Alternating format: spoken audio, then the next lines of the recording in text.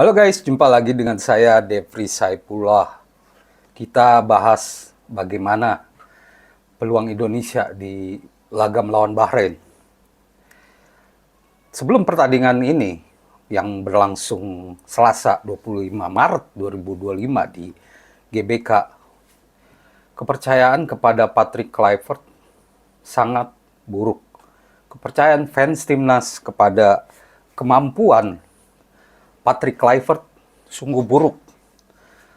Mungkin boleh disebut ragu ya. Sudah banyak keraguan dengan kemampuan taktikal dan juga strategi dari Patrick Kluivert. Maka itu nama Sintayong disebut-sebut di stadion.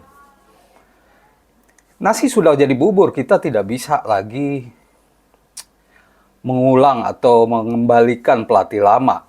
Untuk saat ini ya kita harus mendukung Patrick Kluivert.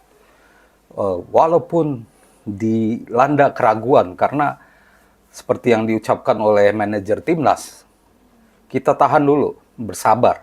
Kita melihat bagaimana kinerja Patrick Kluivert. Keraguan memang mewarnai kiprah Patrick Kluivert. Dia gagal menarik simpati di laga pertama. Walaupun dia ngotot timnas Indonesia sudah bermain sangat bagus.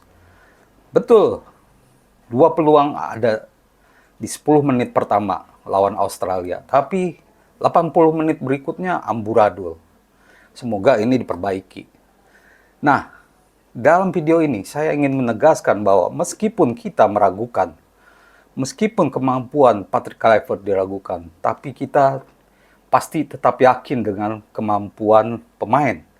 Nah, di saat keraguan terhadap pelatih kita rasakan, sekarang kita berharap kepada pemain. Pemain timnas Indonesia harus membuktikan bahwa itu salah.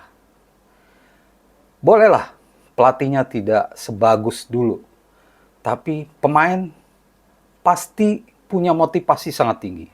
Penentu kemenangan atau tidak di lapangan. Dan walaupun ada dinamika di susunan pelatih, tapi pemain-pemain kita kan tetap sama ya. Masih didominasi oleh pemain lama. Pemain-pemain lama, pemain inti lama. Sehingga kita masih bisa berharap mereka berbuat sesuatu untuk membuktikan bahwa keraguan terhadap Patrick Kluivert salah. Apapun caranya, kita berharap, sangat berharap para pemain ini mengeluarkan permainan terbaiknya. Jika strategi kurang pas, maka mereka harus mengambil inisiatif main apa yang mereka sukai atau apa yang mereka rasa pas gitu. Seperti di laga-laga sebelumnya, sebelum era Patrick Kluivert.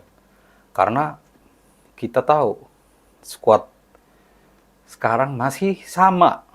Ada Calvin Verdong, ada Marcelino, ada Kevin Dix, ada 3 atau 4 pemain baru, tapi mereka juga pasti udah saling mengenal. Nah, dari skuad yang ada sekarang, Patrick Kluivert dalam konferensi pers membuka kemungkinan untuk merotasi skuad yang dilatihnya. Dan ada kemungkinan perombakan terjadi cukup besar-besaran ya. Seperti Martin Paes mungkin akan diganti oleh Emil Audero. Lagi pula ini untuk memberi kesempatan kepada Emil membuktikan diri ya. Lagi pula buat apa dia cepat-cepat dinaturalisasi kalau tidak main di Maret ini. Apalagi ya Martin Paes, walaupun bukan sepenuhnya salah dia ya, tapi ya tidak perform seperti yang diharapkan. Lalu ada juga Ragnar Oratmangun dan Justin Hubner. Ini dua pemain ini kemungkinan akan masuk dalam skuad utama. Dan formasi tak masalah, 4-3 atau 4 atau 3 back sama saja. Kalau menggunakan 3 back, ini kesempatan buat Rizky Ridho dan Justin Hubner main bersama. Lalu di tengah perubahan lagi. Ada Joey Pelipesi, Ivar Jenner. Di flank ada, di kanan ada Kevin Dix, dan di kiri ada Calvin Verdong. Di tengah depan ada Marcelino, di depan ada Ole Romeni dan juga Ragnar Oratmangun. Formasi inilah yang kemungkinan akan dimainkan. Dan kita tahu bahwa ini duel berat. Bahrain tidak mengalami gejolak seperti timnas Indonesia. Pelatihnya masih sama, pemain-pemainnya masih sama. Dan kita wajib waspada kepada pemain mereka, Ali Mardan dan Marhun.